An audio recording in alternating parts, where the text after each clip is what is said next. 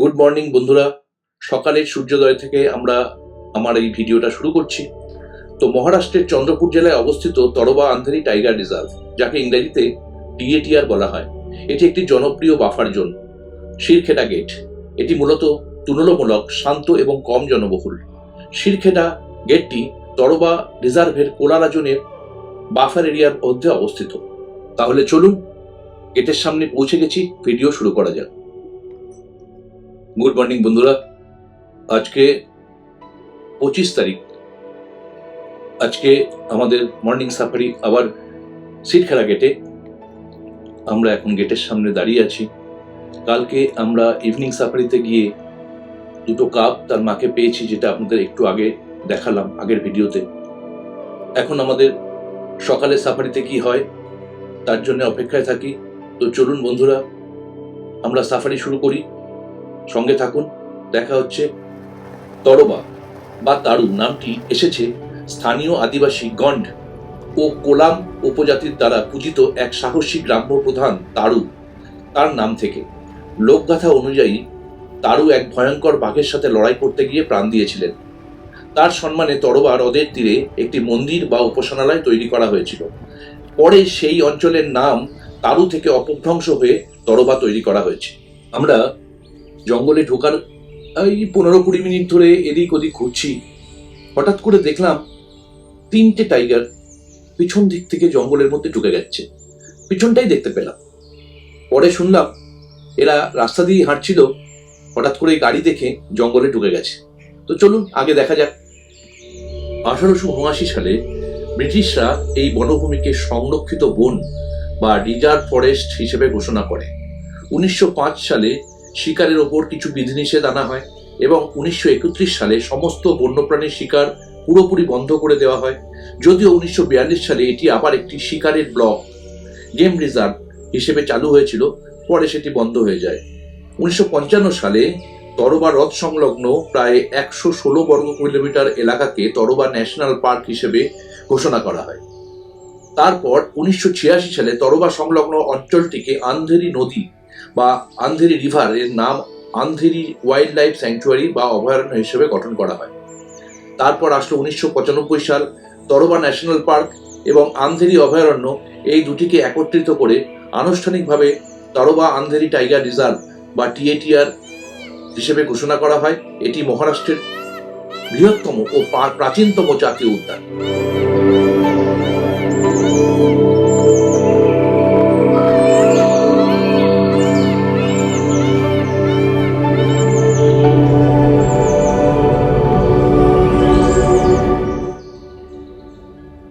সেই যে তখন 3টে টাইগারকে দেখলাম, মোটামুটি 3টে টাইগারই খুব ভালো স্বাস্থ্যবান। তো দূর থেকে পিছন থেকে দেখা একটু আফসোস লাগছে যে আর কি দেখা পাবো তাদের। তো আমাদের যে গাইড ছিলেন, ড্রাইভার দাদা ছিলেন, বললো নিশ্চয়ই ওরা জল খেতে, এখানে সামনে একটা তালাব আছে, সেই জল খেতে সেখানে যাবে। তো আমরা সেখানেই গিয়ে ওয়েট করি, যদি তারা আসার হয় ওইখানেই আসবে এবং ওখানেই থাকবে কিছুক্ষণ। তো আমরা সেই মতো এদিক ওদিক যা যা দেখতে পাচ্ছি রাস্তায় সেগুলো আপনাদের দেখাচ্ছি। দেখতে দেখতে একটা সময় আমরা ওই যে বড় পুকুরটা আছে সেই পুকুরের পাশে এসে দাঁড়ালাম। এবার দেখা যাক তাদের দেখা পাওয়া যায় কিনা।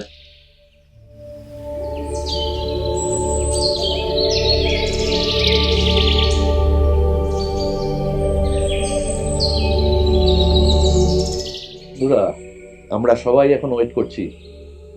3জনকে দেখা গেছে, মা তার 2টো বাচ্চা, 1.5 বছরের বাচ্চা দুটো, তার সঙ্গে মা। दादा इनका नाम क्या है टाइगर्स का? हिना। हिना है टाइगर्स का नाम।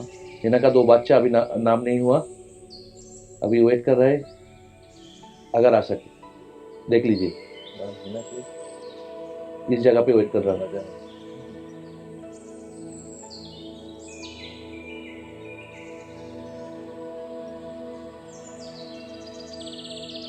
প্রায় 10 মিনিট দাঁড়িয়ে থাকলাম, ক্যামেরা পুরো রেডি করে। অবশেষে এক এক করে আসতে শুরু করলো এবং এর পরে যা ঘটনা ঘটলো সেটা আপনাদের পুরোটাই আপনাদের জন্য উৎসর্গ করলাম। মন ভরে টাইগার দেখুন, তাদের বিহেভিয়ার, তাদের হ্যাবিটেট, তাদের স্নান করা থেকে শুরু করে তাদের এদিক ওদিক খেলা সবটা আপনাদের দেখাবো। দুটো বাচ্চা 15 মাসের, টাইগ্রেসের নাম, মায়ের নাম হিনা, সেও এসেছিল, এবং তারপর যা যা ঘটলো সেটা আপনারা এবার দেখতে থাকুন।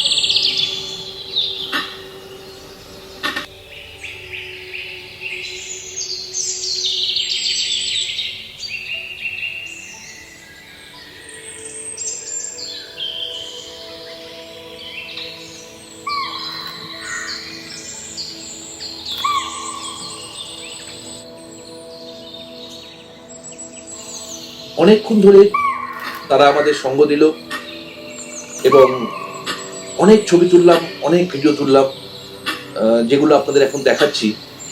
তো এরপরে হঠাৎ করে তারা অন্য কোনো দিকে চলে যেতে থাকলো। মানে মা যদি আগে যায়, বাচ্চা পেছন পেছন, এখনো তো মায়ের সঙ্গ ছাড়েনি, তো বাচ্চা পেছন পেছন হাঁটতে শুরু করে। তো দেখলাম তিনজনই জঙ্গলের ভেতরে ঢুকে গেল। আমাদের পুকুর পুরো, মানে যে তালাবে ওরা স্নান করছিল, বসেছিল, তার সেটা পুরো খালি হয়ে গেল। আস্তে আস্তে সমস্ত জিপসি এদিক ওদিক যাওয়া শুরু করলো, মানে জায়গাটা খালি হচ্ছে।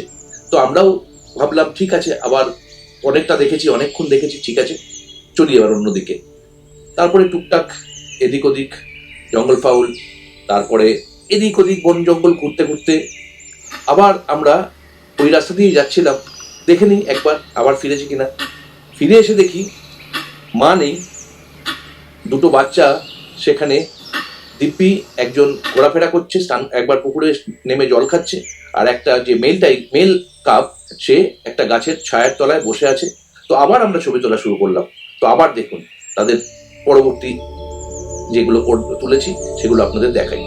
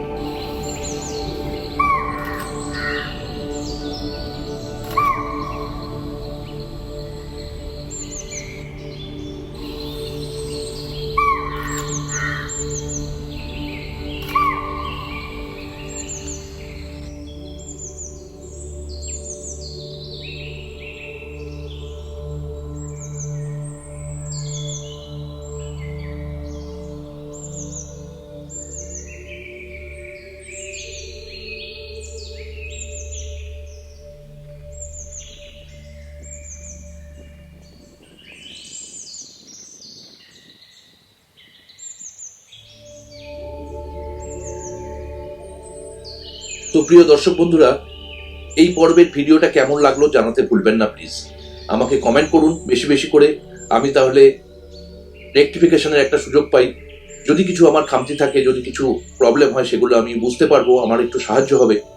তো আমার এই ভিডিওটা যদি আপনাদের ভালো লেগে থাকে তাহলে বন্ধুদের সঙ্গে যত পারুন শেয়ার করুন, তার সঙ্গে আমার চ্যানেলটা সাবস্ক্রাইব করুন। সাবস্ক্রাইব করলে আমার ভিডিও বানানোর আরও একটু এন্থু বাড়ে। আর তার সঙ্গে বেল আইকনের অল বাটনটা যদি ক্লিক করে দেন তাহলে আমি যখনই কোনো ভিডিও দেব আপনারা সঙ্গে সঙ্গে মোবাইলে আপনাদের নোটিফিকেশন পাবেন, আপনাদের দেখাবে এখন ভিডিও রিলিজ করেছি, আপনারা দেখার সুযোগ পাবেন। তো বন্ধুরা, অপেক্ষা করুন আরেকটু এর পরবর্তী পর্বের জন্যে। ততক্ষণ পর্যন্ত সঙ্গে থাকুন, অনেক অনেক ভালো থাকুন। দেখা হচ্ছে খুব শীঘ্রই।